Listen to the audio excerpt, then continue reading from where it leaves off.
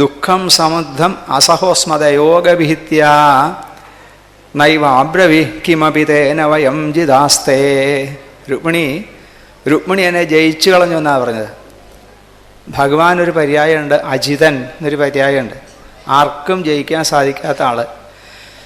ശ്രുതിഗീതയിലും ജയ ജയ ജഹ്യതാം അജിത, അജിതനാണ് ഭഗവാൻ, ആർക്കും ജയിക്കാൻ വയ്യാത്ത ആളാണ്. പക്ഷെ ആർക്കും ജയിക്കാൻ വയ്യാത്ത ഭഗവാനെ രുക്മിണി ജയിച്ചു എന്നാണ് പറഞ്ഞത്. എന്താ രുക്മിണി ജയിക്കാൻ കാരണം? രുക്മിണി ഭഗവാനോടുള്ള ഏകാന്ത ഭക്തി കൊണ്ട്, ഭഗവാനിലുള്ള ഉറച്ച ആ ആശ്രയഭാവം കൊണ്ട് ഭഗവാനെ ജയിച്ച ആളാണ് രുക്മിണി. ഭഗവാന് 16,108 പത്നിമാരുള്ളതായിട്ടാണ് ഭാഗവതം. കുറച്ച് മുമ്പ് ഇവിടെ പറഞ്ഞു 16,008 എന്ന് പറഞ്ഞു. കിളിപ്പാട്ടിൽ അങ്ങനെയാണ്. പക്ഷെ മൂലത്തിൽ 90-ാമത്തെ അധ്യായത്തിൽ കൃത്യമായിട്ട് പറയുന്നുണ്ട് 16,108 എന്ന് തന്നെ പറയുന്നുണ്ട്. അപ്പോൾ ഈ 16,108 പത്നിമാരിൽ ഒന്നാമത്തവളാണ് രുക്മിണി.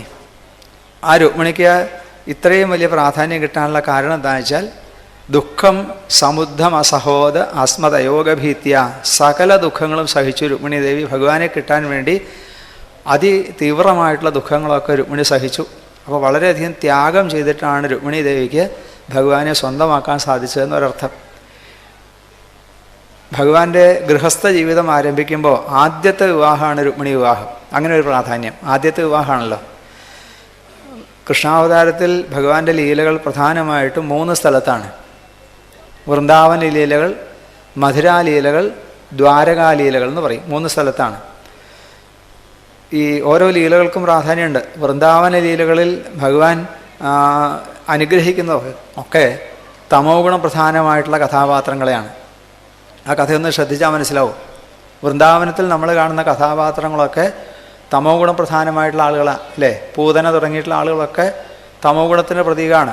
ശകടാസുരൻ, തൃണാവർത്തൻ, പ്രലംബൻ, കാളിയൻ, ഇങ്ങനെ അനേകം തമോ ഗുണഭാവങ്ങളെ നശിപ്പിക്കുന്ന കഥകളാണ് വൃന്ദാവന ലീലകൾ. അതിൻ്റെ അവസാനത്തിലാണ് രാസലീല.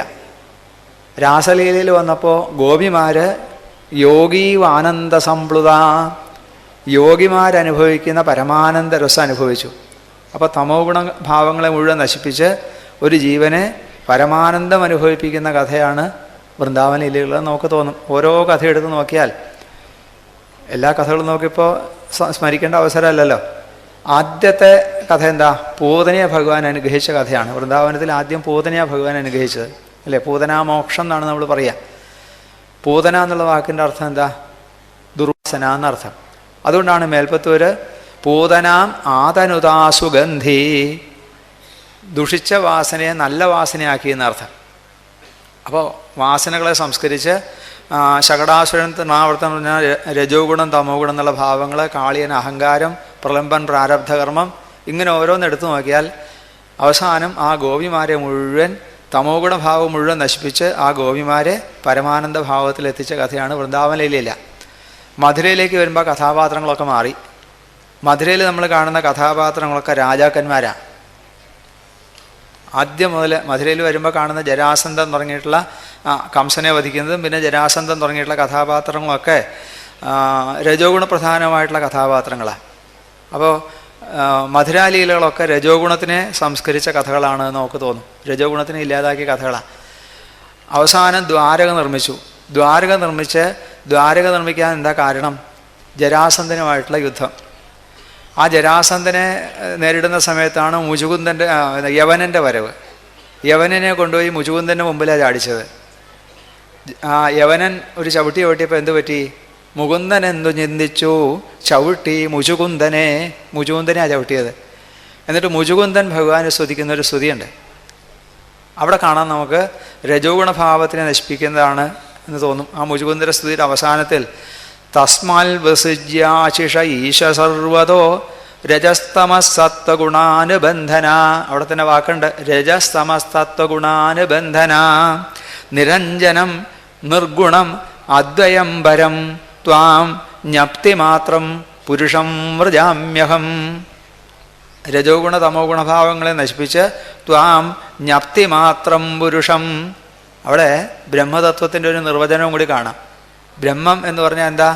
ത്വം ജ്ഞപ്തി മാത്രം, ബോധസ്വരൂപമായി നമ്മളെല്ലാവരുടെ ഉള്ളിൽ അഹം അഹം എന്നുള്ള ബോധസ്വരൂപമായി പ്രകാശിക്കുന്ന നിർഗുണം, അദ്വയം, പരം, നിരഞ്ജനം, ഇതൊക്കെ ബ്രഹ്മവിശേഷണങ്ങളാണ്. അപ്പോൾ ആ പരബ്രഹ്മസ്വരൂപിയായിട്ടുള്ള ഭഗവാനെ അറിയണമെങ്കിൽ രജോ ഗുണ തമോ ഗുണ ഭാവങ്ങൾ ഇല്ലാതാവണം എന്ന് മുചുകുന്ദൻ്റെ സ്തുതിയിൽ സൂചനയുണ്ട്. അപ്പോൾ അതിൻ്റെ അർത്ഥം എന്താ? മധുരാലീലകൾ മുഴുവൻ രജോ ഗുണഭാവങ്ങളെ നശിപ്പിക്കുന്ന കഥകളാണ്. അപ്പോൾ ആദ്യം തമോ ഗുണഭാവത്തിനെ നശിപ്പിച്ചു, പിന്നെ രജോ ഗുണഭാവത്തിനെ നശിപ്പിച്ച്, പിന്നെ സത്വഗുണത്തിൻ്റെ ആധിക്യമാണ് ദ്വാരകാലീലകളിലൊക്കെ കാണുക. ദ്വാരക എന്നുള്ള വാക്കിന് തന്നെ മോക്ഷദ്വാരം എന്നൊരർത്ഥമുണ്ട്, മോക്ഷദ്വാരം. അപ്പോൾ ദ്വാരകയിലേക്ക് വന്നപ്പോൾ കഥകളൊക്കെ മാറി. പിന്നെ അവിടെ നിഗ്രഹലീലകളേക്കാൾ കൂടുതൽ അനുഗ്രഹലീലകളാണ്. സത്വഗുണപ്രധാനമായ ഭാവങ്ങളെ മുഴുവൻ ഭഗവാൻ പോഷിപ്പിക്കുന്ന കഥകളാണ് ഈ ദ്വാരകാലീലകളിൽ വരിക. അപ്പോൾ ദ്വാരകയിൽ വെച്ച ഭഗവാൻ അങ്ങനെ ദ്വാരകയിൽ താമസിക്കുന്ന കാലത്ത് സഹോദരൻ്റെ വിവാഹം കഴിഞ്ഞു, ബലരാമസ്വാമിയുടെ വിവാഹം കഴിഞ്ഞു. അങ്ങനെ ഒരു നിയമമുണ്ട്. ജ്യേഷ്ഠൻ ഇരിക്കുമ്പോൾ അനുജൻ വിവാഹം കഴിക്കരുതെന്നൊരു നിയമമുണ്ട്.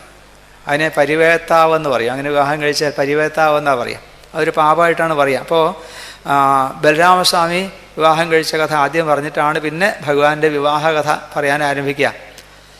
ആ വിവാഹകഥ പറയുമ്പോൾ ഒരു ചോദ്യം കൂടിയുണ്ട്. പരീക്ഷിത് മഹാരാജാവ് ചോദിക്കും, ഈ കൃഷ്ണകഥാ പുണ്യ, ഭഗവാന്റെ കൃഷ്ണകഥകൾ, ബ്രഹ്മൻ കൃഷ്ണകഥാ പുണ്യ മാധ്വിർലോകമലാപ, കൃഷ്ണകഥകൾ മാധ്വിർലോകമലാപ, സകല വിധത്തിലുള്ള പാപങ്ങളെയും ഇല്ലാതാക്കുന്നതാണെന്നർത്ഥം. ലോകപാപങ്ങളെന്ന് പറഞ്ഞാൽ എന്താ?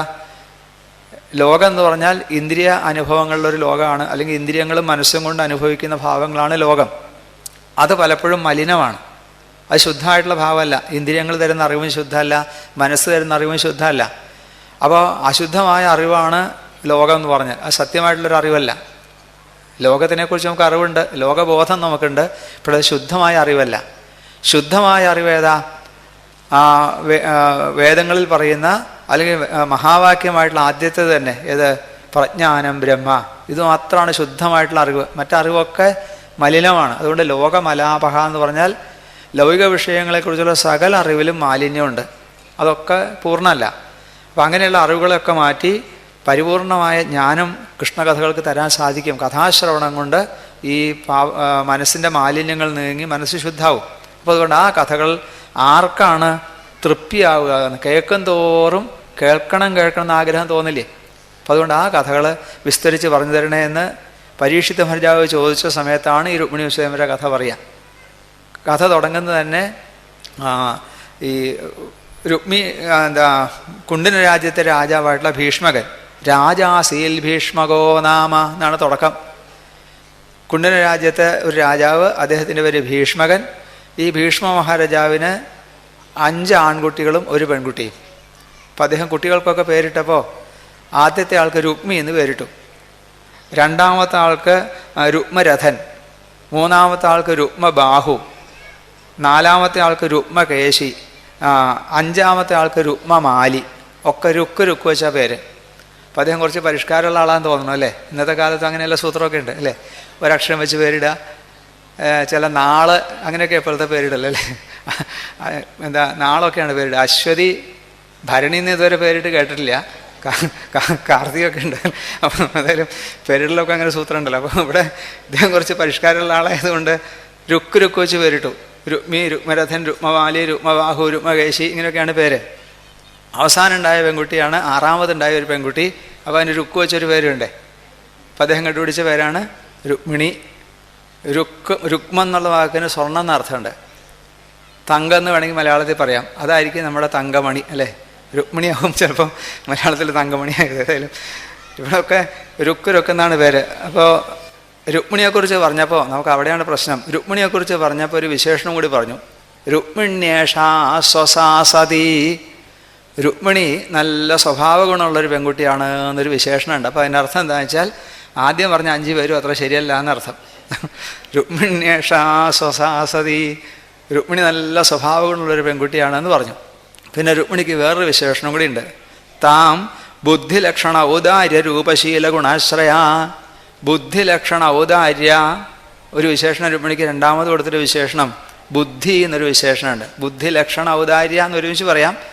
പക്ഷെ രുക്മിണിക്ക് വേറൊരു വിശേഷണമായിട്ട് എടുക്കാതെ ബുദ്ധി എന്നുള്ള രുക്മിണിയുടെ വിശേഷണം. അതെന്താ അർത്ഥം?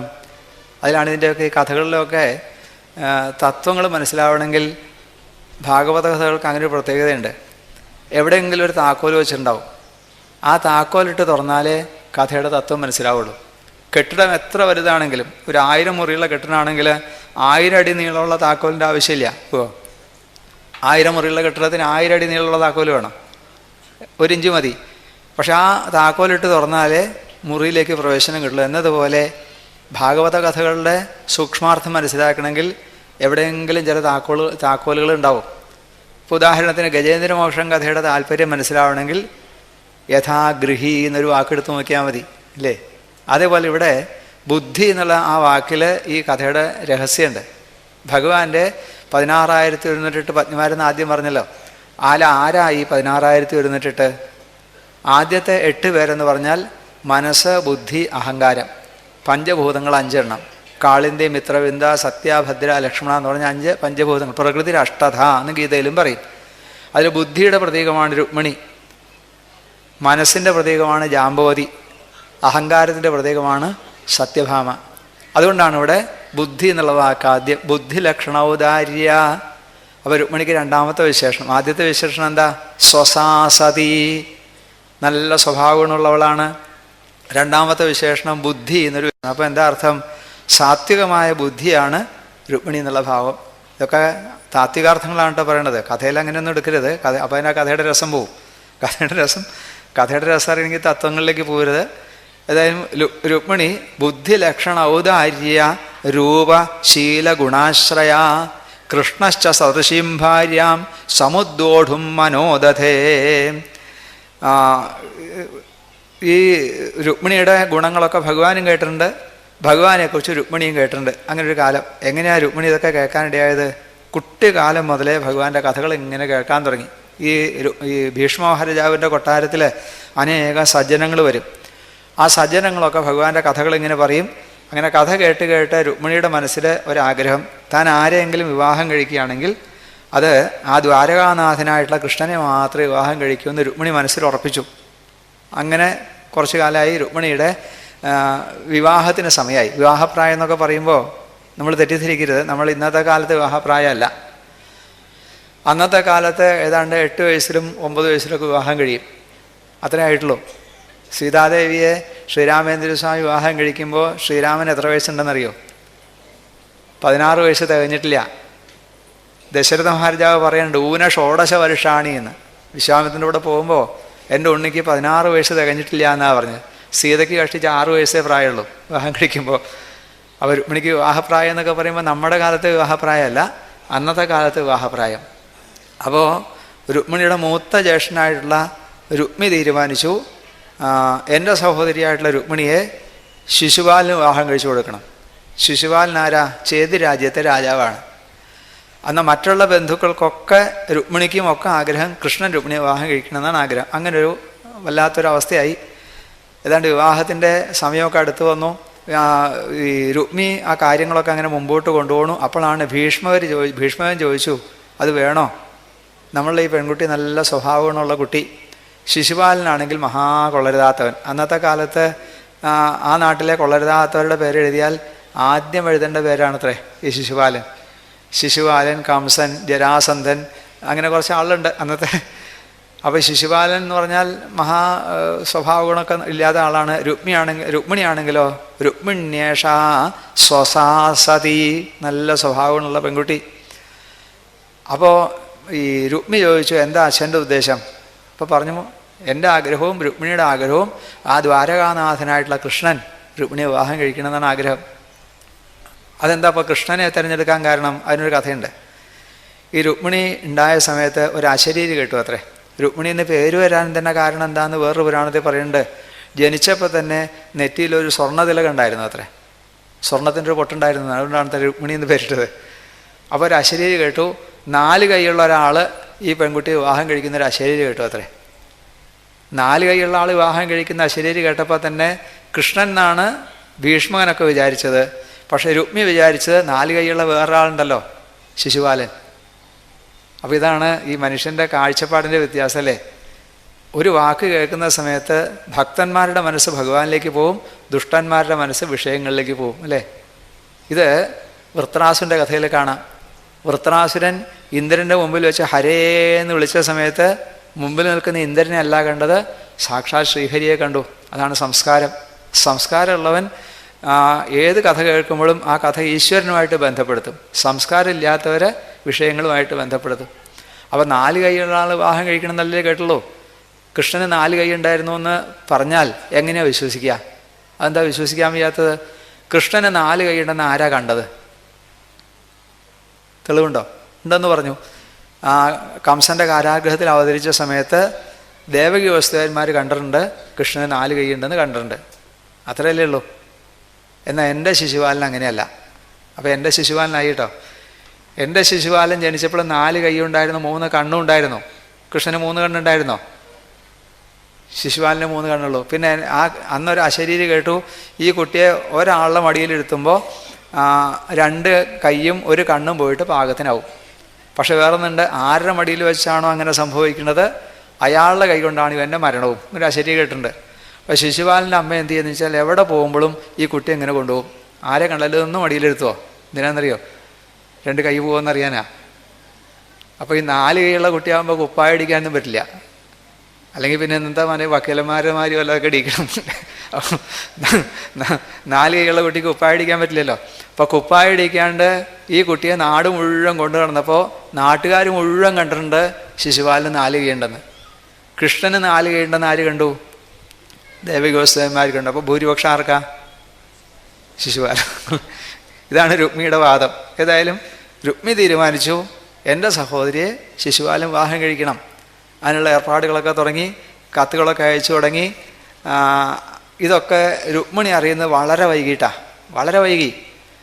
വിവാഹത്തിൻ്റെ തലേ ദിവസമാണ് രുക്മിണി കാര്യങ്ങളൊക്കെ ഏതാണ്ട് മനസ്സിലാക്കുന്നത്. തന്നെ വിവാഹം കഴിക്കാൻ പോണത് ശിശുപാലനാണ് എന്നിങ്ങോട്ട് മനസ്സിലാക്കിയപ്പോഴേക്കും രുക്മിണി ആകെ തകർന്നു, തളർന്നു. രുക്മിണിക്ക് എന്താ വേണ്ടതെന്ന് അറിഞ്ഞുവിടാ. അന്തഃപുരത്തിലാണ് രുക്മിണിയുടെ ജീവിതം.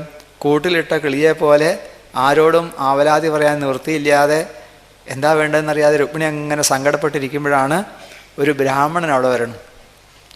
ഈ ബ്രാഹ്മണൻ സാധാരണ അവിടെ വന്ന് രാമായണം വായിക്കുകയും ഒക്കെ ചെയ്യുന്ന ആളാണത്രേ. ബ്രാഹ്മണൻ തീരുമാനിച്ചു, രുക്മിണിയുടെ വിവാഹം നിശ്ചയിച്ചിരിക്കുന്ന സമയമല്ലേ, രുക്മിണി ഒന്ന് അനുഗ്രഹിക്കുക എന്ന് വിചാരിച്ച് അന്തഃപുരത്തിലേക്ക് ചെന്നപ്പോൾ രുക്മിണിയുടെ കണ്ണിൽ നിന്ന് ഇങ്ങനെ കണ്ണീര് ധാരധാരയായിട്ട് ഒഴുകുക. ബ്രാഹ്മണനെ കണ്ടപ്പോഴേക്ക് രുക്മിണി നമസ്കരിച്ചു. രുക്മിണിയോട് ചോദിച്ചു, ബ്രാഹ്മണൻ ചോദിച്ചു, എന്താ രുക്മിണി ഇങ്ങനെ വിവാഹം നിശ്ചയിച്ചാൽ സന്തോഷത്തിന് പകരം ഇങ്ങനെ സങ്കടം വരാൻ എന്താ കാരണം? അപ്പോഴാണ് രുക്മിണി ആ കഥകളൊക്കെ പറഞ്ഞു. രുക്മിണി പറഞ്ഞു, അങ്ങേക്കറിയില്ലേ, അങ്ങേപ്പോലെയുള്ള ആളുകൾ ഇവിടെ വന്ന് ഭഗവാന്റെ കഥകൾ പറഞ്ഞ് കേൾപ്പിച്ച് എൻ്റെ മനസ്സ് മുഴുവൻ അവിടുത്തെ ശ്രീപാദങ്ങളിലായി. ഇപ്പോൾ ദാ ശിശുപാലനെ പോലെ ഒരു കൊള്ളരുതാത്ത ആളാണ് എന്നെ വിവാഹം കഴിക്കാൻ പോണത്, ഞാൻ എന്താ ചെയ്യേണ്ടത്? നിസ്സഹായയാണ്. രുക്മിണി അങ്ങനെ കരയാൻ തുടങ്ങി. ഇപ്പോൾ ബ്രാഹ്മണൻ പറഞ്ഞു, ഞാൻ എങ്ങനെയാണ് രുക്മിണിയെ സഹായിക്കുക? ഞാനൊരു സാധു ബ്രാഹ്മണൻ. രുക്മിണിയാണെങ്കിൽ അന്തഃപുരത്തിൽ 5 സഹോദരന്മാരുടെ സംരക്ഷണത്തിൽ കഴിയുന്ന രാജകുമാരി. ഞാൻ വിചാരിച്ചാൽ രുക്മിണിയെ സഹായിക്കാൻ പറ്റുമോ? പിന്നെ ഒരു സഹായം ഞാൻ ചെയ്യാം. രുക്മിണിക്ക് പറയാനുള്ള കാര്യങ്ങളൊക്കെ ഒരു സന്ദേശമായിട്ട് എഴുതി തന്നാൽ അത് ഞാൻ ആ ദ്വാരകാനാഥന് എത്തിച്ചു കൊടുക്കാം. രുക്മിണിക്ക് വലിയ ആശ്വാസം. എന്താണെന്ന് വെച്ചാൽ നമ്മൾ സാധാരണ ഒരു ശൈലി പറയും, ഈ മുങ്ങി താഴാൻ പോകുമ്പോൾ ഒരു വൈക്കോൽ തുരുമ്പ് കിട്ടിയാൽ ഒരു ബലാണെന്ന് പറയും അല്ലേ. ഇപ്പോൾ രുക്മിണിക്ക് തന്നെ സഹായിക്കാൻ ഒരാളെങ്കിലും ഉണ്ടല്ലോ എന്ന് തോന്നൽ വന്നു. രുക്മിണിക്ക് വളരെ സമാധാനം തോന്നി. പക്ഷെ അപ്പോൾ ഒരു പ്രശ്നമുണ്ട്. എന്താ പറഞ്ഞത്? രുക്മിണിക്ക് പറയാനുള്ള കാര്യങ്ങളൊക്കെ ഒന്ന് എഴുതി തരണം എന്നാണ് പറഞ്ഞത്.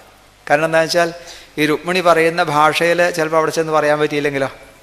അത് ഈ ചെറുപ്പക്കാരുടെ ഭാഷയൊക്കെ കുറച്ച് പ്രായവർക്ക് ചിലപ്പോൾ പെട്ടെന്ന് നിങ്ങൾ മനസ്സിലാക്കുന്നില്ല അല്ലേ. അവർക്ക് ചില സാങ്കേതിക പദങ്ങളൊക്കെ ഉണ്ടാവും, അതൊക്കെ ചെറുപ്പക്കാർക്ക് തന്നെ മനസ്സിലാവുള്ളൂ. അപ്പോൾ എന്തായാലും ബ്രാഹ്മണൻ പറഞ്ഞു, എഴുതി തരണം. അങ്ങനെ എഴുതിയോ? ഇനി അതിന് സംശയമുണ്ട്. ചില ആളുകൾ പറയാറുണ്ട്, രുക്മിണി എഴുതി കൊടുത്തു എന്നുള്ളതിന് എന്താ പ്രമാണം എന്നൊക്കെ ചോദിക്കും. പ്രമാണമുണ്ട്. ശ്രീധരസ്വാമികൾ വ്യാഖ്യാനത്തിൽ സ്വഹസ്തലിഖിതം എന്ന് പ്രത്യേകം പറഞ്ഞിട്ടുണ്ട്. രുക്മിണി ദേവി എഴുതിയെന്ന് തന്നെ എഴുതി മുദ്ര വെച്ച് കൊടുത്തു എന്നും പറയുന്നുണ്ട് അദ്ദേഹം. ഭദ്രമായിട്ട് എഴുതി കൊടുത്തു എന്നർത്ഥം. അപ്പോൾ എഴുത്തെഴുതുമ്പോൾ ആദ്യം വേണ്ടതൊരു സംബോധനയാണ് അല്ലേ. ഇപ്പോൾ രുക്മിണി ദേവി കൃഷ്ണനൊരു എഴുത്തെഴുതുമ്പോൾ എന്താ സംബോധന ചെയ്യുക? ഒരു കത്തെഴുതുമ്പോൾ ആദ്യം സംബോധന വേണമല്ലോ. കൃഷ്ണന് എഴുതിയാൽ ശരിയാണോ? അതൊരു മര്യാദയില്ലാത്ത വിളിയായി പോകും ഇല്ലേ. വെറുതെ അങ്ങോട്ട് കൃഷ്ണന് എന്നൊക്കെ എഴുതാൻ പറ്റുമോ? പിന്നെ പ്രിയപ്പെട്ട കൃഷ്ണൻ എന്നൊന്നും എഴുതാറോട്ട് ആയിട്ടുമില്ല. അപ്പോൾ പിന്നെ എന്താ എഴുതേണ്ടതെന്ന് ആലോചിച്ചപ്പോൾ രുക്മിണിക്ക് സഹസ്രനാമമൊക്കെ കുറച്ച് നല്ലോണം അറിയാം. സഹസ്രാമത്തിന് നല്ല വല്ല വാക്കുണ്ടോ എന്ന് ആലോചിച്ചപ്പോൾ ആദ്യം ഓർമ്മ വന്ന ശ്ലോകം ഏതാണെന്നറിയോ? ഭൂതകൃദ്ഭാവോ ഭൂതാത്മാ ഭൂതഭാവന. അയ്യോ, ഇങ്ങനെയൊക്കെ എഴുത്തെഴുതിയാലോ, ഹേ ഭൂതാത്മാവേ അങ്ങനെയൊക്കെ എഴുതിയാൽ. അപ്പം അതുകൊണ്ടാണ് തീരുമാനിച്ചു. ഇനി ഞാൻ ഏറ്റവും ഇഷ്ടപ്പെട്ട വാക്ക് വേറെ വല്ലതുണ്ടോ എന്ന് ആലോചിച്ചപ്പോൾ രുക്മിണിക്കൊരു വാക്ക് ഓർമ്മ വന്നു. പണ്ട് വൃന്ദാവനത്തിൽ വെച്ച് ഗോപിമാർ വസ്ത്രമില്ലാതെ വെള്ളത്തിൽ കിടന്ന സമയത്ത് ഒരു വിളി വിളിച്ചിട്ടുണ്ട്, ഹേ ശ്യാമസുന്ദരാ തേ ദാസ്യ. ഹേ ശ്യാമസുന്ദരാ എന്ന് വിളിച്ചിട്ടുണ്ട്. അപ്പോൾ സുന്ദരാ എന്ന് വിളിച്ചാൽ ഇപ്പം സൗന്ദര്യം ഇല്ലാത്ത ആൾക്കാണെങ്കിൽ സുന്ദര എന്ന് വിളിച്ചാൽ ഇഷ്ടാവില്ലേ? അതും വിളിച്ച് ശ്യാമസുന്ദര എന്നാണല്ലോ വിളിച്ചത്. ഇനി വേറെ ആരെങ്കിലും അങ്ങനെ വിളിച്ചിട്ടുണ്ടോ എന്ന് ആലോചിച്ചപ്പോൾ ഓർമ്മ വന്നു, വേറെ ആൾ വിളിച്ചിട്ടുണ്ട്. മധുരാനഗരത്തിൽ ചെന്ന സമയത്ത് ആ കുറുക്കൂട്ടുകാരി വിളിച്ചു അല്ലേ, ആത്വം വരോർവേ എന്ന് ചോദിച്ചപ്പോൾ അവൾ എന്താ പറഞ്ഞത്? ദാസോസ്മ്യഹം സുന്ദരാ. സുന്ദരാന്ന് അവൾ വിളിച്ചിട്ടുണ്ട്. ഇപ്പം സുന്ദരാന്ന് വിളിച്ചാൽ ഇഷ്ടാവെന്ന് മനസ്സിലായി. പക്ഷേ മറ്റവരൊക്കെ വിളിച്ച പോലെ വെറുതെ ഒരു സുന്ദരാന്ന് വിളിച്ചാൽ പോരല്ലോ, നമ്മുടെ വക ഒരു വിശേഷണം വേണ്ടേ. അങ്ങനെ രുക്മിണി കണ്ടുപിടിച്ചൊരു വാക്കാണ് ഭുവനസുന്ദരാ. ഈ വിളിയിൽ ആരാ വീഴാത്തത് അല്ലേ? ഭുവനസുന്ദര എന്നൊക്കെ വിളിച്ചു കഴിഞ്ഞാൽ അപ്പോൾ അതിനെന്താ അർത്ഥം എന്നറിയാം? ആ വാക്കിന് വലിയ അർത്ഥമുണ്ട്. ഭുവനസുന്ദരൻ എന്ന് വെച്ചാൽ ഭുവനത്തിലേക്ക്, ലോകത്തിലേക്ക് സുന്ദരനായിട്ടുള്ള ആളെന്നൊരർത്ഥം. ഗോപിമാർ വിളിച്ചപ്പോൾ ശ്യാമസുന്ദര എന്നേ വിളിച്ചുള്ളൂ. ഗോപിമാർക്ക് ഭഗവാന്റെ തത്വം മുഴുവൻ മനസ്സിലായിട്ടില്ല. രുക്മിണിക്ക് ഭഗവാന്റെ തത്വം മുഴുവൻ മനസ്സിലായി എന്നുള്ള സൂചനയല്ലേ ഭുവനസുന്ദര. ലോകത്തിലേക്ക് സുന്ദരനായിട്ടുള്ള ആളെന്ന് മാത്രമല്ല അർത്ഥം, ലോകത്തിനെ സുന്ദരമാക്കുന്ന ആളെന്നും അർത്ഥമുണ്ട്. ലോകത്തിന് എപ്പോഴാണ് സൗന്ദര്യം ഉണ്ടാവുക? ഈശ്വരൻ്റെ ചൈതന്യമുള്ളപ്പോഴേ ലോകത്തിന് സൗന്ദര്യമുള്ളൂ. ലോകം അപ്രിയ ദർശന എന്ന് ഭാഗവതം തന്നെ പറയും. ഈശ്വര ചൈതന്യം ഇല്ലാത്ത ഏത് വസ്തുവും അപ്രിയ ദർശനമാണ്. ഇപ്പോൾ ഒരു ശരീരം തന്നെ നോക്കിക്കോളൂ, എത്ര സൗന്ദര്യമുള്ള ശരീരമാണെങ്കിലും ശരി, ആ ശരീരത്തിൽ നിന്ന് ജീവൻ അങ്ങോട്ട് പോയി കഴിഞ്ഞാൽ ആ ശരീരം കാണുമ്പോൾ നമുക്ക് ഭയമാണോ സ്നേഹമാണോ തോന്നാറ്? എത്ര ഇഷ്ടപ്പെട്ടതായിക്കോട്ടെ, എത്ര പ്രിയപ്പെട്ടതായിക്കോട്ടെ, എത്ര സുന്ദരമായിക്കോട്ടെ, ആ ശരീരത്തിൽ നിന്ന് ആ ചൈതന്യം ജീവൻ അങ്ങോട്ട് പോയി കഴിഞ്ഞാൽ ആ ശരീരം കാണുമ്പോൾ നമുക്ക് ഭയം തോന്നും, സ്നേഹം തോന്നില്ല. അപ്പം നമ്മൾ സ്നേഹിക്കുന്നത് ശരീരത്തിനെയാണോ ആ ചൈതന്യത്തിനെയാണോ? ആലോചിച്ച് നോക്കുക. ശരീരത്തിനെയാണെങ്കിൽ മരിച്ചു കിടക്കുന്ന ശരീരത്തിനോട് നമുക്ക് സ്നേഹം തോന്നണ്ടേ? അപ്പോൾ ഈ പ്രപഞ്ചത്തിൽ ഈ സ്നേഹം അല്ലെങ്കിൽ സൗന്ദര്യബോധമൊക്കെ വരണത് എപ്പോഴാണ്? ഈശ്വര ചൈതന്യം ഉള്ളപ്പോഴാണ്. അതുകൊണ്ടാണ് ഭുവനസുന്ദര ശ്രുത്വാ ഗുണാൻ ഭുവനസുന്ദര ശൃണ്വതാം തേ നിർവിശ്യ കർണവിവരേ ഹരതൊങ്കതാപം. അവിടുത്തെ കഥകളിങ്ങനെ കേട്ട് കേട്ട് എൻ്റെ മനസ്സ് മുഴുവൻ അവിടുത്തെ ശ്രീപാദത്തിലായി. കഥ കേട്ടാൽ മനസ്സ് ഭഗവാന്റെ പാദത്തിലെത്തും. ശ്രവണം കീർത്തനം വിഷ്ണോ സ്മരണം. ആദ്യം ശ്രവണം കൊണ്ടാണ് മനസ്സ് ഭഗവാനിലെത്തുക. അതാണ് ഈ സത്രത്തിൻ്റെയും സപ്താഹശ്രവണത്തിൻ്റെയൊക്കെ പ്രാധാന്യം. എന്താണെന്ന് വെച്ചാൽ ലോക വിഷയങ്ങളൊക്കെ കേൾക്കുമ്പോൾ നമ്മുടെ മനസ്സ് വിഷയങ്ങളിലേക്ക് പോകും. ഈശ്വര കഥകൾ കേൾക്കുമ്പോൾ നമ്മുടെ മനസ്സ് ഈശ്വരനിലേക്ക് പോവും. അപ്പോൾ കഴിയുന്നിടത്തോ അതാണ് ഭാഗവതം ആദ്യം തന്നെ പറഞ്ഞില്ലേ, നിഗമകൽപ്പതരോർഗളിതം ഫലം ശുകമുഖാദമൃതദ്രവ സംയുതം പിബത ഭാഗവതം രസമാലയം മുഹുരഹോ രസിക ഭുവി ഭാവുക. എല്ലാവർക്കും അത് കേൾക്കാൻ പറ്റില്ല. ഭുവി ഭാവുക, ഭാഗ്യവാന്മാർക്കത് കേൾക്കാൻ സാധിക്കും, അത് വീണ്ടും വീണ്ടും ആസ്വദിക്കാൻ സാധിക്കും. മുഹുരഹോ ഹന്ത ഭാഗ്യം ജനാനാം. പരമഭാഗവതന്മാരായിട്ടുള്ള ആളുകൾ. വേറൊരാൾ പ്രാർത്ഥിക്കും, മഹത്വമാന്തർ ഹൃദയാന്മുഖച്യുതോ വിധൽസ്വ കർണായുധമേഷമേ വരാ. പൃഥ്വി ചക്രവർത്തി പ്രാർത്ഥിക്കും. സജ്ജനങ്ങൾ അവരുടെ ഹൃദയത്തിൽ നിറഞ്ഞ ഭക്തി കഥാരൂപത്തിൽ അങ്ങനെ പുറത്തേക്ക് പ്രവഹിപ്പിക്കുമ്പോൾ അതങ്ങനെ ആസ്വദിക്കാൻ സാധിച്ചാൽ അതല്ലേ പരമഭാഗ്യം. ഗോപിമാർ പറയും, തവ കഥാമൃതം തപ്ത ജീവനം അല്ലേ, ശ്രുത്വാ ഗുണാൻ ഭുവനസുന്ദരാ ശൃണ്വതാം തേ നിർവിശ്യ കർണവിവരേ ഹരതൊങ്കതാപം. അവിടുത്തെ കഥകൾ കേട്ട് കേട്ട് എൻ്റെ മനസ്സ് മുഴുവൻ അവിടുത്തെ പാദത്തിലായി. അങ്ങനെ ഞാൻ ഇതുവരെ കണ്ടിട്ടില്ല. രൂപം ദൃശാം ദിശിമതാം അഖിലാർത്ഥലാഭം ത്വയി അച്യുതാ ആവിശതി ചിത്തം അപത്രപം മേ. അച്യുതാന്ന് വിളിക്കുകയാണ്. അച്യുതൻ എന്താ? ചുതിയില്ലാത്ത ആളെന്നർത്ഥം. ചുതിയില്ലാത്ത ആളാണ് ഭഗവാൻ എന്ന് രുക്മിണിക്ക് നേരത്തെ അറിയാം. അതെങ്ങനെ അറിയാം? ശ്രുത്വാ ഗുണാൻ. കഥ കേട്ട് കേട്ട് മനസ്സിലായി. അതാണ് തതവേത്തി ആസിതാപാംഗി എന്ന് വേറൊരു സ്ഥലത്തൊരു സൂചനയുണ്ട്. അസിതാപാംഗി എന്ന്. അസിതാപാംഗി എന്ന് പറഞ്ഞാൽ എന്താ? സാധാരണ വാക്കിനൊരർത്ഥം എന്ന് വെച്ചാൽ അസിതമായ അപാംഗം, കറുത്ത കടക്കണ്ണ്, അല്ലെങ്കിൽ സുന്ദരി എന്ന് ലാക്ഷണികമായിട്ടുള്ള അർത്ഥമുണ്ട്. വേറൊരു അർത്ഥമുണ്ട്, അസിതനിൽ കണ്ണുള്ളവൾ എന്നർത്ഥം. അസിതനായ ആളാരാ? കഴിഞ്ഞ അവതാരത്തിൽ, രാമാവതാരത്തിൽ ഭഗവാന്റെ നിറം ഭഗവാൻ ശ്യാമ, കറുത്ത നിറമായിരുന്നു. അപ്പോൾ അനേകം അവതാരങ്ങളിൽ ഭഗവാന്റെ കഥകൾ കേട്ട് കേട്ട് രുക്മിണിക്ക് മനസ്സിലായിട്ടുണ്ട് ഇവിടുന്ന് അച്യുതനാണെന്ന് എനിക്കറിയാം. ച്യുതിയില്ലാത്ത ആളാണെന്ന് മാത്രമല്ല, ആശ്രയിക്കുന്നവരെ ച്യുതിയില്ലാതെ പരിപാലിക്കുന്ന ആളാണെന്നും അറിയാം. അതുകൊണ്ട് അച്യുതാ ചിത്തം അപത്രപമേ, എൻ്റെ മനസ്സ് യാതൊരു ലജ്ജയില്ല. അല്ല, എന്താ അങ്ങനെ പ്രത്യേകം ലജ്ജയില്ല എന്ന് പറയാൻ കാരണം? സാധാരണഗതിയിൽ ഇത് കേട്ടാൽ ഒരു പരപുരുഷനെക്കുറിച്ച് ഒരു രാജകുമാരി ഇങ്ങനെയൊക്കെ പറയാമോ? ഒരു നമ്മുടെ ഭാഷയിൽ പറഞ്ഞൊരു നാണമില്ലാണ്ട് അല്ലേ, ഞാൻ അങ്ങയുടെ കഥ കേട്ട് കേട്ട് എൻ്റെ മനസ്സ് മുഴുവൻ അങ്ങയുടെ പാദത്തിലായി, അതൊരു കുലസ്ത്രീക്ക് പറയാൻ കൊള്ളാവുന്ന വാക്കാണോ? അപ്പോൾ അതിൽ എനിക്ക് ലജ്ജയില്ല എന്നർത്ഥം. എന്താ അർത്ഥം എന്നറിയോ? ഈശ്വരനെക്കുറിച്ച് പറയാനോ ഈശ്വര ഭക്തി ഉണ്ടെന്ന് പറയാനോ ലജ്ജ തോന്നരുത്. നേരത്തെ ഇവിടെ സ്വാമിജി പറഞ്ഞില്ലേ, വിസൃജ്യ ലജ്ജാം രുരുദു സ്വസുസ്മരം. ലജ്ജയില്ലാതെ ഭഗവാനുള്ള ഭക്തി ഡിക്ലെയർ ചെയ്യണം, മടി കാണിക്കരുത്. എനിക്ക് ഈശ്വരഭക്തി ഉണ്ടെന്ന് പറയാൻ ലജ്ജ തോന്നരുത്. ഞാൻ സപ്താഹത്തിന് പോകണു, സത്രത്തിന് പോകണു എന്ന് പറയാൻ ലജ്ജ തോന്നരുത് അല്ലേ? നാമം ജപിക്കാൻ ലജ്ജ തോന്നരുത്. അപത്രപമേ, യാതൊരു ലജ്ജയില്ലാതെ ഏതാ ഞാൻ തുറന്നു പറയണു, എൻ്റെ മനസ്സ് മുഴുവൻ അവിടുത്തെ പാദത്തിലായി. അവിടുത്തെ കഥ കേട്ട് കേട്ട് അങ്ങനെ രൂപം കണ്ടിട്ടില്ലെങ്കിലും എൻ്റെ മനസ്സ് അവിടുത്തെ പാദത്തിലായി. അല്ല, എനിക്കതിനൊക്കെ യോഗ്യതയുണ്ടോ? യോഗ്യതയുണ്ട്. എന്താ? കാത്വാ മുകുന്ദ. അവിടുന്ന് ആരാ? മുകുന്ദനാണ്. മുകുന്ദൻ എന്നുള്ള വാക്കിൻ്റെ അർത്ഥം മോക്ഷദായകൻ എന്നർത്ഥം. കാത്വാ മുകുന്ദ മഹതി കുല ശീല രൂപ വിദ്യ വയോ ദ്രവിണധാമഭിരാത്മതുല്യം.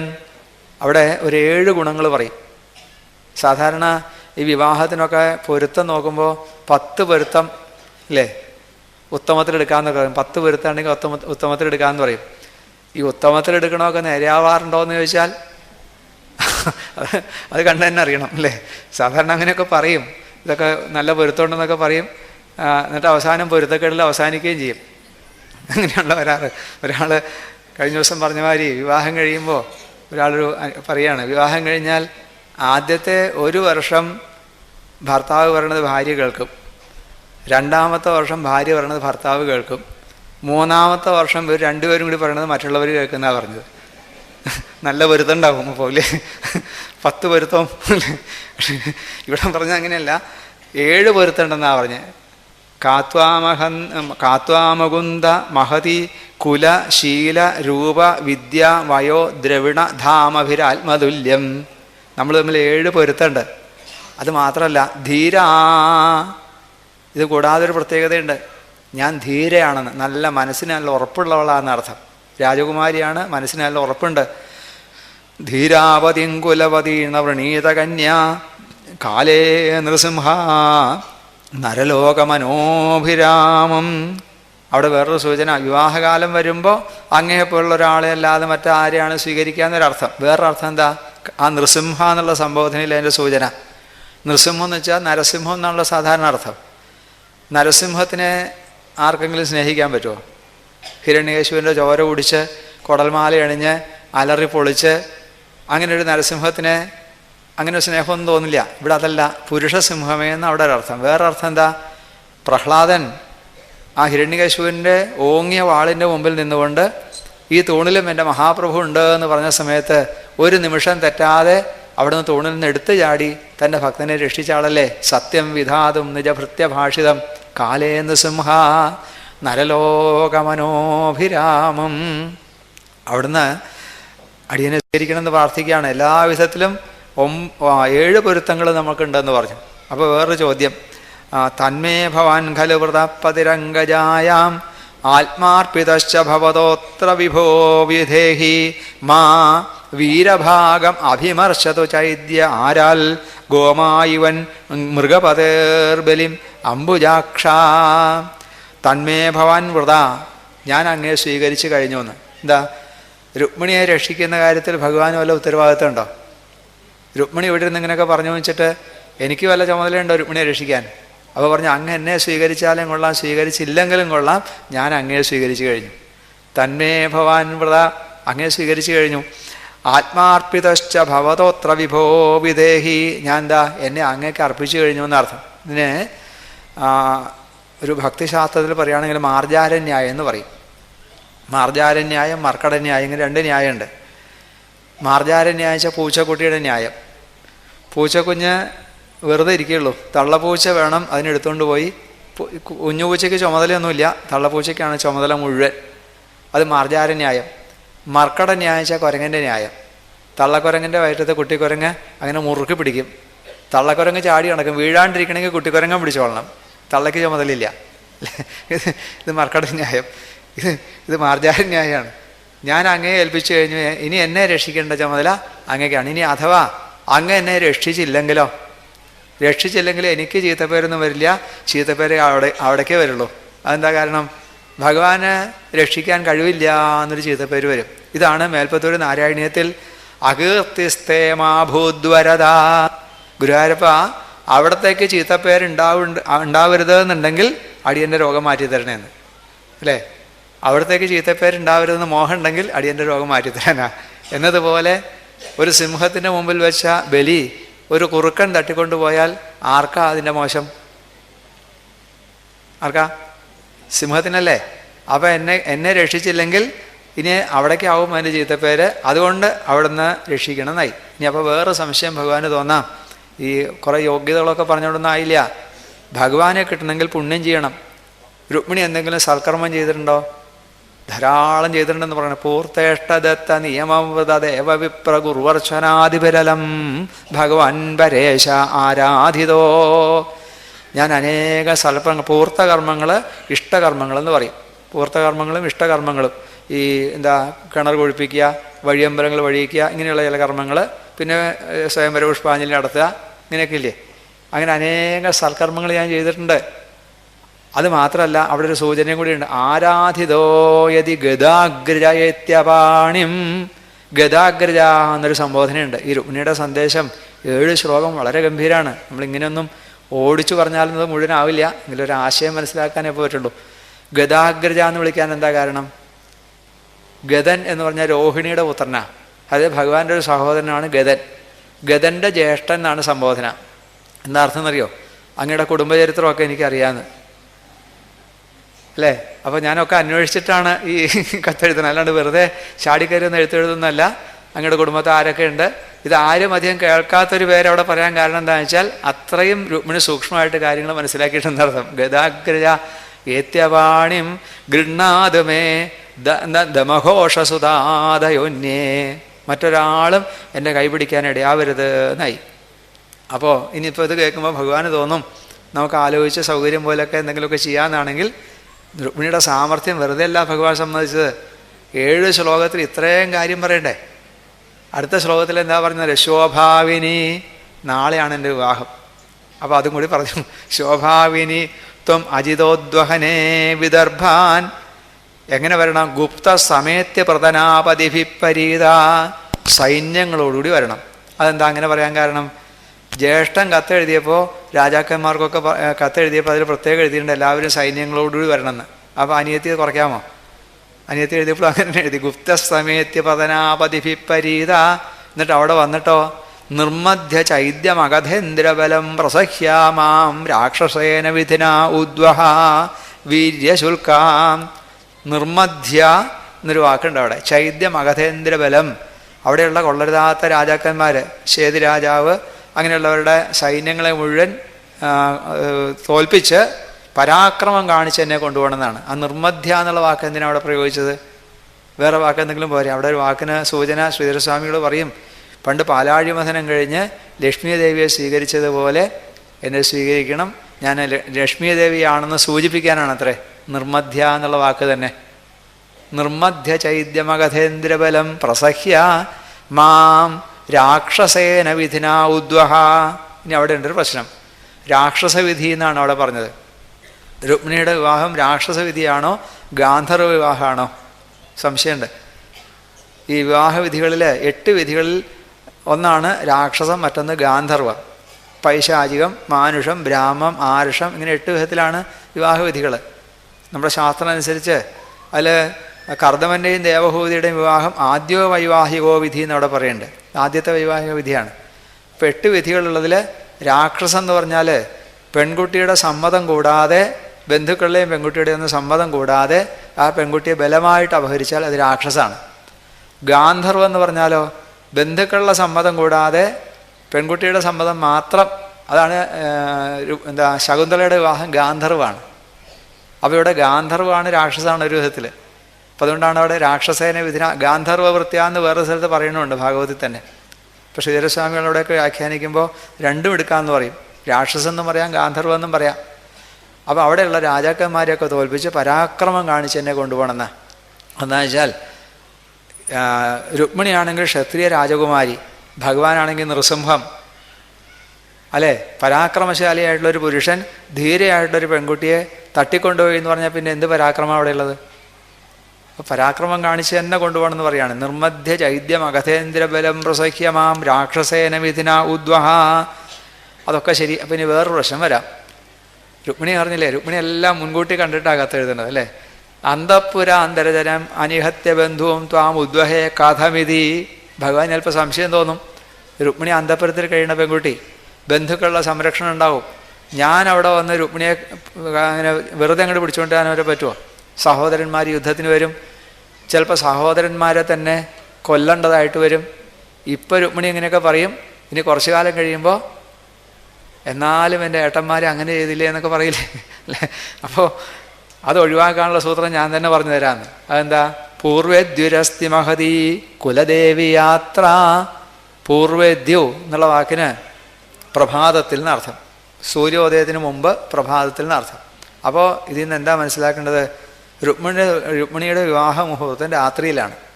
ഇന്നിപ്പോൾ ആളുകൾക്ക് പലർക്കും ഇത് കേൾക്കുമ്പോൾ അത് ഒരു അനുചിത്യം തോന്നും.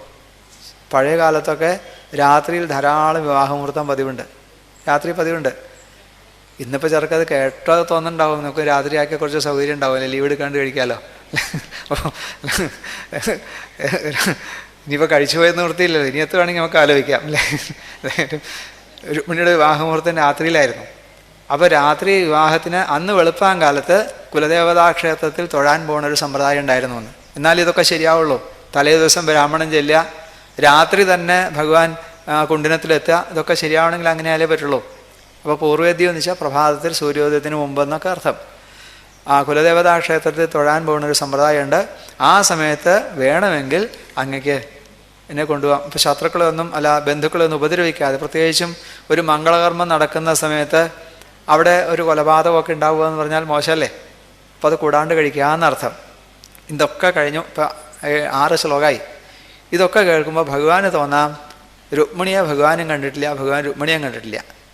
അപ്പോൾ എവിടെ വരുന്നൊരു പെൺകുട്ടി എഴുത്തഴിച്ചു എന്ന് പറഞ്ഞാൽ ഞാൻ ചാടി പുറപ്പെടാനൊന്നും ഭാവമില്ല. അങ്ങനെ തോന്നരുതേ. അറിവില്ലാത്തവരെന്തെങ്കിലും കാണിച്ചാലും അറിവുള്ളവർ ആളതിന് തുള്ളാമോ? അതാണ് അവസാനത്തെ ശ്ലോകമാണ് ആ സന്ദേശത്തിൻ്റെ മർമ്മം. അവിടെയാണ് നമ്മൾ ശ്രദ്ധിക്കേണ്ടത്. മറ്റ് കഥകളൊക്കെ കഥകളാണ്.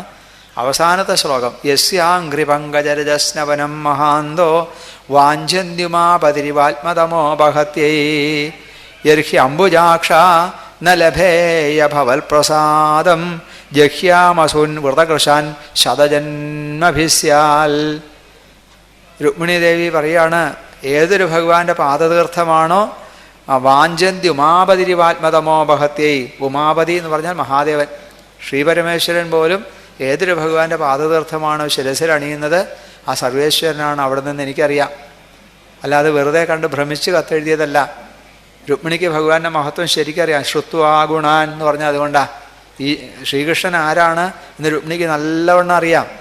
അല്ലാതെ സാധാരണ ഒരു നിയമം പറയാറുണ്ടല്ലോ, കന്യകാരൂപം ഇച്ഛന്തി എന്ന് പറയും. പെൺകുട്ടികൾ സാധാരണ വിവാഹം നിശ്ചയിച്ചാൽ പെൺകുട്ടികൾ ഒരൊറ്റ കാര്യം നോക്കുള്ളൂ അത്രേ, കാണാൻ സൗന്ദര്യമുണ്ടോ.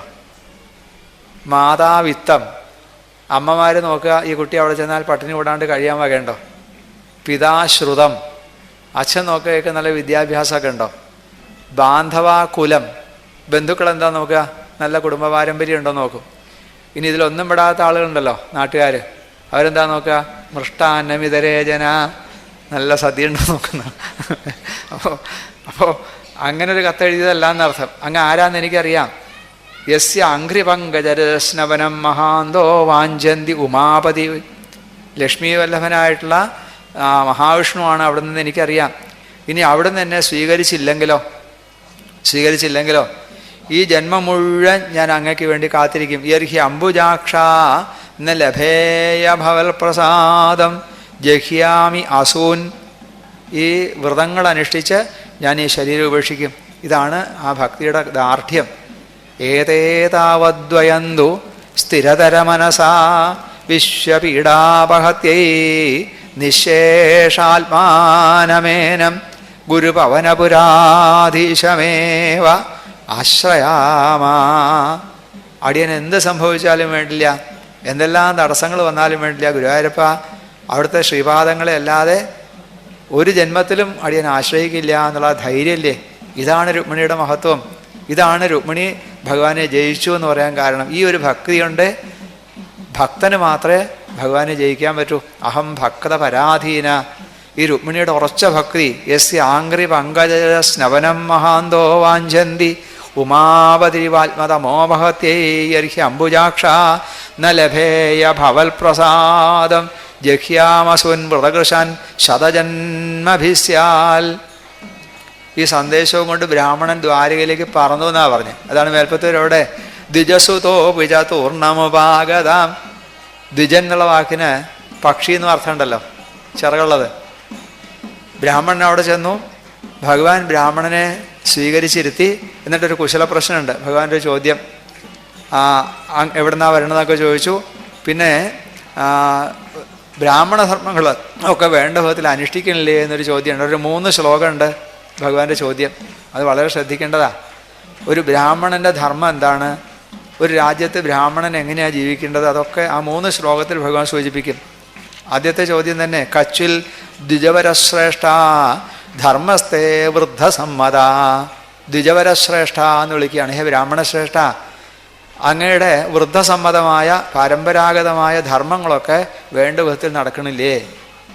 അല്ലാണ്ട് കുടുംബത്തിലുള്ളവർക്കൊക്കെ സുഖമല്ലേ, അവിടെ മഴയുണ്ടോ, ഇതൊന്നും അല്ല ഉത്തമന്മാർ കണ്ടാൽ ചോദിക്കുക. ധർമ്മം വേണ്ട വിധത്തിൽ അനുഷ്ഠിക്കുന്നുണ്ടോ? ഇതാണ് ഉത്തമന്മാരായിട്ടുള്ള ആളുകളുടെ സംഭാഷണം. അവനവൻ്റെ ധർമ്മം വേണ്ട വിധത്തിൽ അനുഷ്ഠിക്കാൻ സാധിക്കുന്നുണ്ടോ? അത് മാത്രമല്ല സന്തുഷ്ടോ യർഹി വർത്തേത ബ്രാഹ്മണോ ഏന കേനജിൽ അഹീയമാനസ്വാധർമാൽ. എവിടെയാണോ ഓരോരുത്തരും അവരവരുടെ ധർമ്മങ്ങൾ, പ്രത്യേകിച്ചും ബ്രാഹ്മണൻ്റെ ധർമ്മങ്ങൾ വേണ്ട വിധത്തിൽ അനുഷ്ഠിക്കുന്നത്, അവിടെ എല്ലാവിധത്തിലുള്ള ഐശ്വര്യങ്ങളും ഉണ്ടാവുമെന്ന അർത്ഥം. ഇപ്പം എന്താ അർത്ഥം വെച്ചാൽ, ബ്രാഹ്മണൻ, ക്ഷത്രിയൻ, വൈശ്യൻ, ശൂദ്രൻ എന്നൊക്കെ ചാതുർവർണ്ണ്യ സമ്പ്രദായം ധർമ്മ സംരക്ഷണത്തിന് വേണ്ടിയിട്ടുള്ള ഒരു വ്യവസ്ഥയാണ്, അല്ലാതെ ജാതിയൊന്നുമല്ല. അപ്പോൾ അവരവരുടെ ധർമ്മങ്ങൾ വേണ്ട വിധത്തിൽ അനുഷ്ഠിച്ചാൽ സമൂഹത്തിൽ ധർമ്മം നിലനിൽക്കും. അതിന് വേണ്ടിയിട്ടാണ് ഈ ധർമ്മവ്യവസ്ഥയൊക്കെ ഉണ്ടാക്കിയിട്ടുള്ളത്. ഭഗവാൻ അത് പ്രത്യേകം എടുത്ത് ചോദിക്കുകയാണ്. ബ്രാഹ്മണൻ അവരവരുടെ ധർമ്മങ്ങൾ വേണ്ട വിധത്തിൽ ചെയ്യണില്ലേ എന്ന്. എന്താ ബ്രാഹ്മണൻ്റെ ധർമ്മം? ബ്രാഹ്മണസിഹി ദേഹോയം ക്ഷുദ്രകാമായ നേഷ്യതേ കൃച്ഛ്രായ തപസയജയ പ്രയത്യ ആനന്ദ സുഖായജ. ഭാഗവതം വ്യക്തമായിട്ട് പറയും. ബ്രാഹ്മണൻ്റെ ധർമ്മം എന്ന് പറഞ്ഞാൽ കൃച്ഛ്രായ തപസയജയ, കൃച്ഛ്രമായ തപശ്ചര്യകൾ അനുഷ്ഠിച്ച് ആ ബ്രഹ്മാനന്ദം അനുഭവിപ്പിക്കുകയും അത് മറ്റുള്ളവർക്ക് പറഞ്ഞു കൊടുക്കലുമാണ് ബ്രാഹ്മണൻ്റെ ധർമ്മം. ഇന്ന് ബ്രാഹ്മണൻ അവകാശത്തിനെക്കുറിച്ച് പറയും അല്ലേ? ധർമ്മത്തിനെക്കുറിച്ച് എത്ര പേര് പറയും? എത്ര പേര് അനുഷ്ഠിക്കും? ഇതെല്ലാവർക്കും ഉണ്ട്. അതൊക്കെ ഭഗവാൻ ചോദിക്കുകയാണ്. വിപ്രാൻ സ്വലാഭ സന്തുഷ്ടാൻ, ഇതൊക്കെയാണ് ബ്രാഹ്മണധർമ്മം. ഇതൊക്കെ വേണ്ട വിധത്തിൽ നടക്കണില്ലേ എന്ന് ചോദിച്ചപ്പോഴാണ് ബ്രാഹ്മണൻ പറഞ്ഞു, ഞാൻ കുണ്ടത്തിൽ നിന്ന് വരികയാണ്, രുക്മിണി ദേവി ഒരു സന്ദേശം തന്നയച്ചിട്ടുണ്ട് എന്ന് പറഞ്ഞപ്പോൾ അതൊന്ന് വായിക്കാൻ പറഞ്ഞു. അതാണ് അതിലും രസം.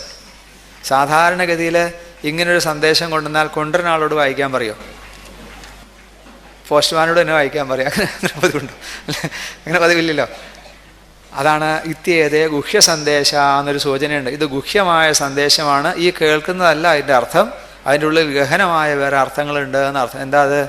ശ്രവണം, കീർത്തനം, വിഷ്ണുസ്മരണം, പാദസേവനം, അർച്ചനം, വന്ദനം, ദാസ്യം. ഈ 7 ഭാവങ്ങൾ ആ 7 ശ്ലോകത്തിൽ കാണാം. അതാണ് ഇത്യേതേ ഗുഹ്യ സന്ദേശ. ഇതങ്ങനെ കേട്ടപ്പോൾ ഭഗവാൻ പറഞ്ഞു, ഞാനൊരു രഹസ്യം പറയട്ടെ എന്ന് വെച്ചാൽ എന്താ?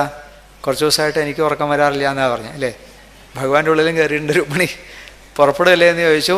ബ്രാഹ്മണൻ്റെ കയ്യും പിടിച്ച് ഭഗവാൻ പോയി കഴിഞ്ഞു. ആരോടും യാത്ര പറയാനും നിന്നില്ല. സ്വന്തം ജ്യേഷ്ഠനായിട്ടുള്ള ബലരാമനോട് പോലും പറഞ്ഞില്ല എന്നുള്ളതാണ്. ബലരാമൻ വന്നപ്പോൾ കൃഷ്ണനെ കാണാനില്ല. അന്വേഷിച്ചപ്പോഴാണ് പറഞ്ഞു, ഇവിടെ ഒരു ബ്രാഹ്മണൻ വന്നു, കുറച്ച് നേരം സ്വകാര്യം പറഞ്ഞു, രണ്ടുപേരും കൂടി പോണത് കണ്ടു എന്നായി. എവിടേക്കാണ് പോയതെന്ന് ചോദിച്ചപ്പോൾ അത് അറിഞ്ഞൂടാന്നാ. നിങ്ങളോട് വല്ലതും പറഞ്ഞോ? ഞങ്ങളോടൊന്നും പറഞ്ഞില്ല. പക്ഷെ അവർ തമ്മിൽ വർത്തമാനം പറയണത് ഞങ്ങൾ കേട്ടു. എന്താ അവർ പറഞ്ഞത്? താമാനയിഷ്യ ഉന്മധ്യ, അവളെ ഞാൻ കൊണ്ടിരുന്ന അത്ര പറഞ്ഞത്. എവളെ? അത് മനസ്സിലായില്ല. അപ്പോഴാണ് ബലരാമൻ അന്വേഷിച്ചു, അടുത്ത് വല്ലയിടത്തും വിവാഹം നിശ്ചയിച്ചിട്ടുണ്ടോ. പിന്നെ ബലരാമനും പുറപ്പെട്ട് കഴിഞ്ഞു. അവിടെ എത്തിയപ്പോഴാണ് അതിലും രസം. ഭഗവാൻ കുണ്ടത്തിൽ ചെന്നപ്പോൾ ശിശുപാലൻ കുറച്ച് നേർത്ത വന്നു. അങ്ങനെ ഒരു കഥയുണ്ട്. ഈ വിവാഹം നിശ്ചയിച്ചാൽ വരൻ വരേണ്ട ഒരു സമയമൊക്കെ നിശ്ചയിക്കുമല്ലോ. ഇതങ്ങനെയല്ല. ഈ ഞായറാഴ്ചത്തെ വിവാഹത്തിന് കഴിഞ്ഞ ഞായറാഴ്ച വരൻ വന്ന് അങ്ങനെ ഇരിക്കും. ശിശുപാലന് ദിവസം തെറ്റിപ്പോയി. പരിഭ്രമം കൊണ്ട് കുറച്ച് നേരത്തെ വന്നത്. അപ്പോൾ എന്ത് പറ്റിയെന്ന് വെച്ചാൽ കൊട്ടാരത്തിൻ്റെ പണി കഴിഞ്ഞിട്ടില്ല. രുക്മിണിക്കും ശിശുപാലനും കൂടി താമസിക്കാൻ വേണ്ടി പുതിയൊരു കൊട്ടാരം പണി കഴിപ്പിച്ച്, നമ്മുടെ ഭാഷയിൽ പറഞ്ഞാൽ എൻ്റെ ഫർണിഷിങ്ങൊന്നും ആയിട്ടില്ല. അപ്പോഴേക്ക് വരൻ വന്നു കഴിഞ്ഞു. എവിടെയെങ്കിലും താമസിപ്പിക്കണ്ടേ? വേഗം വരനെ ഒരു കൊട്ടാരത്തിൽ താമസിപ്പിച്ചു. കൃഷ്ണൻ വന്നപ്പോഴേക്ക് കൊട്ടാരത്തിൻ്റെ പണി പൂർത്തിയാവുകയും ചെയ്തു. അവർ രുക്മിണി മന്ദിരത്തിൽ താമസിക്കാൻ കൃഷ്ണന് അർഹതയുള്ളതെന്നർത്ഥം. ഭീഷ്മ മഹാരാജാവ് ഭഗവാനെ അവിടെ താമസിപ്പിച്ചു. അപ്പോഴേക്ക് ബലരാമൻ വന്നു. ജനങ്ങൾ ഭഗവാനെ കണ്ടപ്പോഴേക്കും അവരുടെ ഒരു അഭിപ്രായം പറഞ്ഞു. ജനങ്ങളുടെ അഭിപ്രായം എന്താണെന്നറിയോ?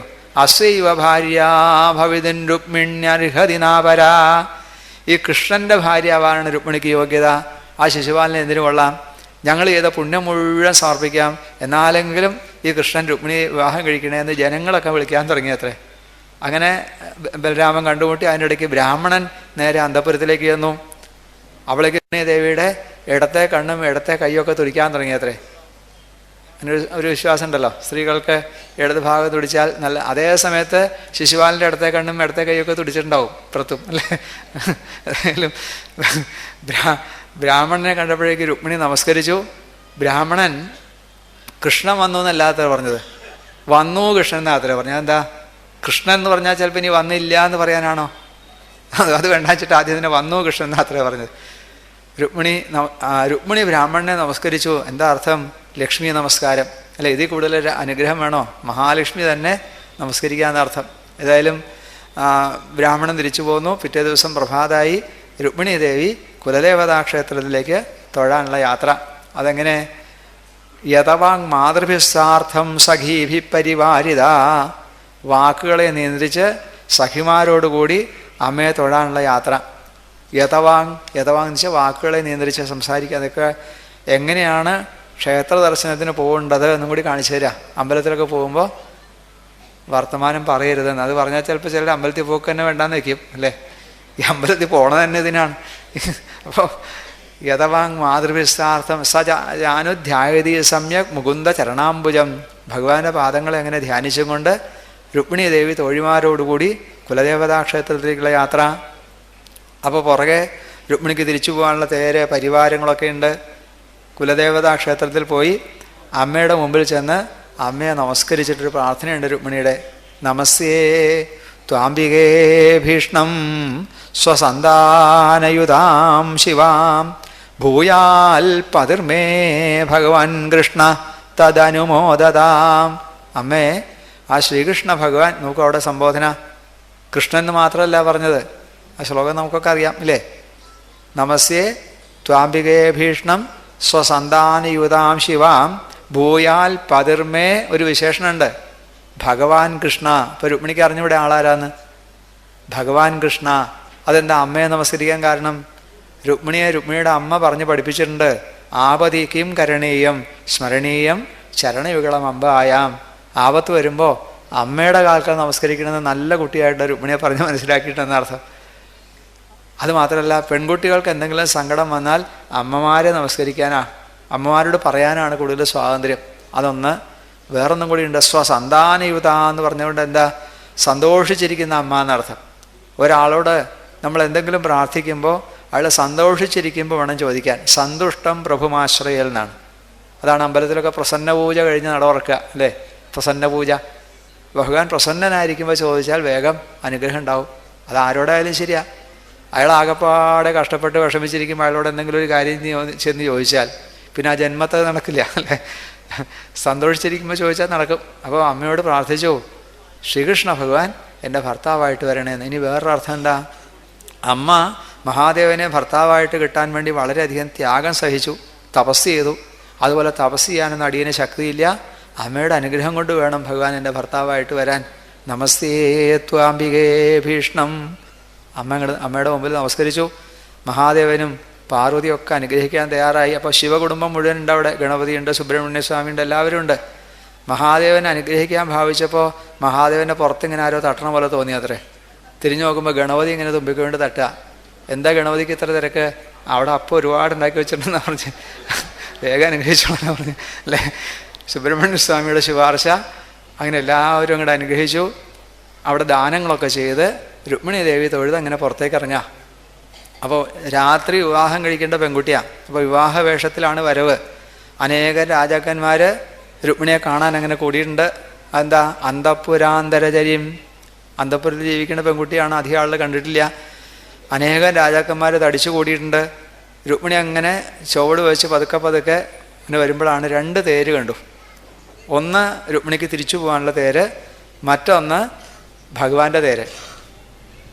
ഏത് തേരിലാണ് കയറണമെന്നൊക്കെ രുക്മിണിക്ക് അറിയാം. പക്ഷെ വിളിക്കാണ്ട് എങ്ങനെയാണ് കയറാമെന്നൊരു മടിയുണ്ട്. അപ്പോൾ രുക്മിണി ഇങ്ങനെ പതുക്കെ പതുക്കെ വരുമ്പോൾ വന്നു കൃഷ്ണൻ എന്ന് ബ്രാഹ്മണൻ നേർത്ത വന്ന് പറഞ്ഞിട്ടുണ്ടല്ലോ, ആൾ വന്നിട്ടുണ്ടെന്നും അറിയാം. പക്ഷെ രുക്മിണിക്ക് ഒന്ന് നോക്കാനുള്ള ഒരു സാഹചര്യം അല്ല. എന്താ വെച്ചാൽ വിവാഹം കഴിക്കാൻ പോണ പെൺകുട്ടി വഴിയിൽ നിൽക്കുന്ന ആളിലൊക്കെ ഇങ്ങനെ തുറച്ചു പോയിക്കൊണ്ട് നടക്കുക എന്ന് പറഞ്ഞാൽ അതൊരു ഭംഗിയില്ലാത്ത ഏർപ്പാടാണ്. അതിൻ്റെ ഇടയ്ക്കാണ് ഒരു തോഴി പതുക്കെ രുക്മിണിയുടെ തോളത്തുനിന്ന് തട്ടിയത്രേ. രുക്മിണി മുഖം തിരിച്ചപ്പോൾ സ്വകാര്യമായിട്ട് ചെവിയിൽ പറഞ്ഞു, ഇത് അവിടെ നിൽക്കണ്ടെന്ന് പറഞ്ഞു. ആരാന്നും പറയണ്ടല്ലോ, അവിടെ നിൽക്കണ്ടെന്ന് പറഞ്ഞപ്പോൾ രുക്മിണിക്ക് നോക്കണമെന്ന് മോഹമുണ്ട്, നോക്കാനൊരു മടി. അപ്പോൾ രുക്മിണി എന്ത് ചെയ്തു? ഉത്സാര്യ വാമകരജൈ അളകാനപാങ്കൈ, കണ്ണിലേക്ക് ഇങ്ങനെ തലമുടി വീണ് കിടക്കേണ്ടതെന്നുള്ള ഭാവത്തിൽ ഇടത്തെ കൈ കൊണ്ട് ആ മൂടുപടം ഒന്ന് മാറ്റി ആ വിരലുകളുടെ ഇടയിൽ കൂടി ഒരൊറ്റ നോട്ടം നോക്കിയെന്ന് പറഞ്ഞു. ദൃശ്യ അച്യുതം സാ, അച്യുതനെ കണ്ടു എന്ന്. അതെന്താ? നേരത്തെ രുക്മിണിയുടെ സംബോധനയുണ്ട്, അച്യുത എന്നൊരു സംബോധനയുണ്ട്. ച്യുതിയില്ലാത്ത ആൾ, വീഴാത്ത ആളെന്നർത്ഥം. താൻ വീഴില്ല എന്ന് മാത്രമല്ല, തന്നെ ആശ്രയിക്കുന്നവരെ വീഴാതെ നോക്കുന്ന ആളാണ് ഗുരുവായൂരപ്പൻ. പക്ഷെ ആ ആളെ കാണണമെങ്കിൽ എന്ത് വേണമെന്നറിയോ? ഒരു മൂടുപടം ഒന്ന് മാറണം. ഏതാ മൂടുപടം? മായയാകുന്ന മൂടുപടം. കണ്ടോ ആ കഥയുടെ എത്ര സൗന്ദര്യമാണ് നോക്കൂ.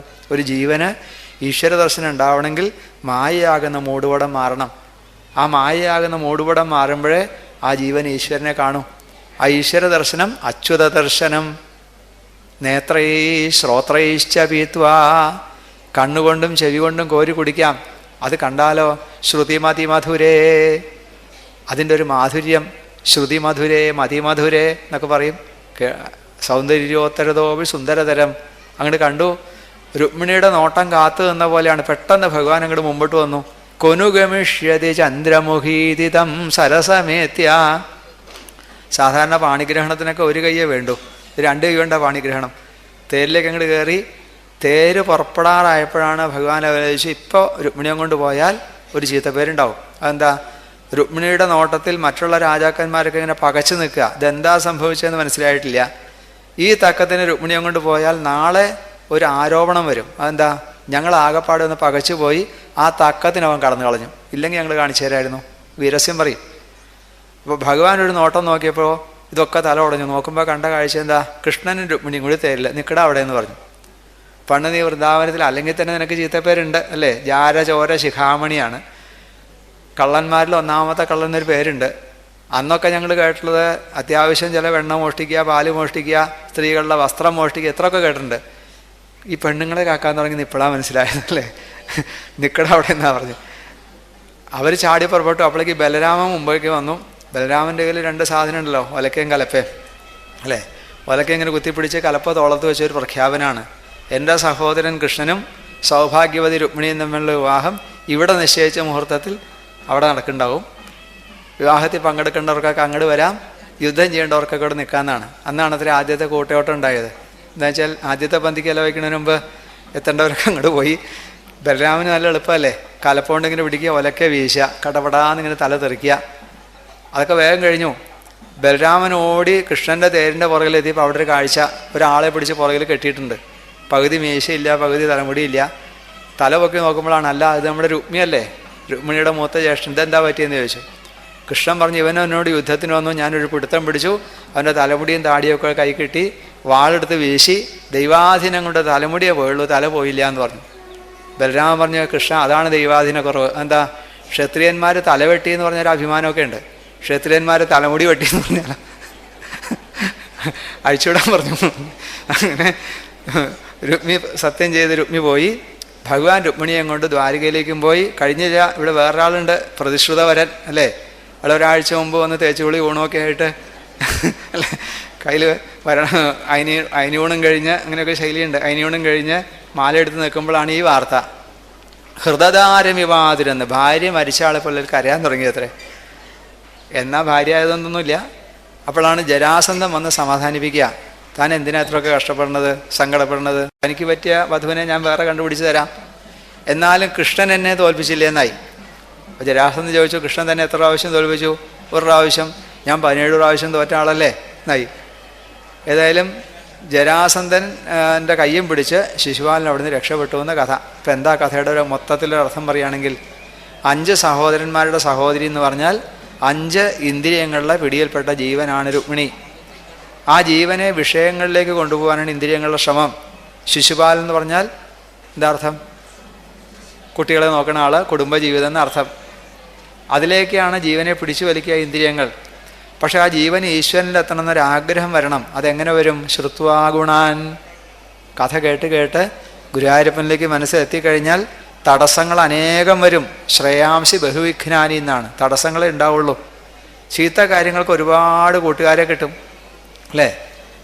സപ്താഹത്തിന് പോകാനോ ഭാഗവതം വായിക്കാനോ നാമം ജപിക്കാനോ സത്സംഗത്തിന് പോകാനോ വിളിച്ചാൽ ആർക്കും സമയം ഉണ്ടാവില്ല. അതാണ്, വിഷയങ്ങളിലേക്ക് കൂട്ടുകാർ ധാരാളം കിട്ടും. ഈശ്വര കാര്യങ്ങൾക്ക് എല്ലാവരും തടസ്സം വരും. ആ സമയത്ത് ജീവന് ഉറച്ച ഒരു ഭക്തി ഉണ്ടെങ്കിൽ ഒരു ഗുരുനാഥനെ ഭഗവാൻ തന്നെ പറഞ്ഞയക്കും. ആ ഗുരുനാഥനാണ് ബ്രാഹ്മണൻ. ആ ഗുരുനാഥൻ ജീവൻ്റെ സന്ദേശം ഭഗവാനിൽ എത്തിക്കുമ്പോൾ ജീവൻ്റെ എല്ലാ തടസ്സങ്ങളെയും തട്ടിമാറ്റി ആ ജീവനെ ഭഗവാൻ സ്വന്തമായിട്ട് സ്വീകരിക്കും. ഇതാണ് രാമായണത്തിൽ സീതാദേവി അശോകവനിയിൽ രാമനാമം ജപിച്ചിരുന്നപ്പോൾ ഒരു ഗുരുനാഥൻ വന്നു, ഹനുമാൻ. ഹനുമാനാകുന്ന ഗുരുനാഥൻ സീതയാകുന്ന ജീവനെ പരമാത്മാവായ രാമനിലേക്ക് എത്തിക്കുകയല്ലേ. അപ്പോൾ ഈ കഥകളിലൊക്കെ താല്പര്യം അതാണ്. കഥാശ്രവണം കൊണ്ട് മനസ്സ് ഭഗവാനിൽ ഉറയ്ക്കണം. എന്തെല്ലാം തടസ്സം വന്നാലും ഭഗവാന്റെ തൃപ്പാദങ്ങളെ അല്ലാതെ ഒന്നിനെയും ആശ്രയിക്കില്ല എന്നുള്ള ധൈര്യം മനസ്സിൽ വരണം. ആപത്തുകൾ വരും, അതാണ് മഹാവിശ്വാസം എന്നതിന് പറയും. എന്ത് ആപത്ത് വന്നാലും ഞാൻ ഭഗവാനെ അല്ലാതെ മറ്റാരെയും സ്വീകരിക്കില്ല എന്നുള്ള ധൈര്യം നമുക്കുണ്ടോ? അങ്ങനെയാണെങ്കിൽ നമ്മളുമൊക്കെ രുക്മിണിമാരായി അല്ലേ. ഒരു രുക്മിണി സ്വയംവരം എന്ന് പറഞ്ഞാൽ എവിടെയോ നടന്നൊരു കഥയൊന്നുമല്ല. അതൊക്കെ നമുക്ക് കഥാരൂപത്തിൽ നമ്മളുടെ ജീവനാണ് രുക്മിണി. ആ ജീവനാകുന്ന രുക്മിണിയെ ശ്രീഗുരുവായൂരപ്പൻ സ്വീകരിക്കുന്ന കഥയാണ് രുക്മിണി സ്വയംവരം എന്നർത്ഥം. അപ്പോൾ ഈ കഥകൾക്കൊക്കെ ഇങ്ങനെ ആധ്യാത്മിക അർത്ഥമുണ്ട്. ആധ്യാത്മികമായ അർത്ഥത്തിന് പ്രാധാന്യം ഉണ്ടെങ്കിലും കഥയ്ക്കാണ് ഭാഗവതത്തിൽ പ്രാധാന്യം. കഥയാണ് ആദ്യം കേൾക്കേണ്ടത്, തത്വം നമ്മൾ ചിന്തിച്ച് മനസ്സിലാക്കേണ്ടതാണെന്നർത്ഥം. അപ്പം അങ്ങനെയായാലും ആ രുക്മിണി സ്വയംവര കഥയിലെ തത്വവും കൂടി ഞാനിപ്പോൾ സൂചിപ്പിച്ചു.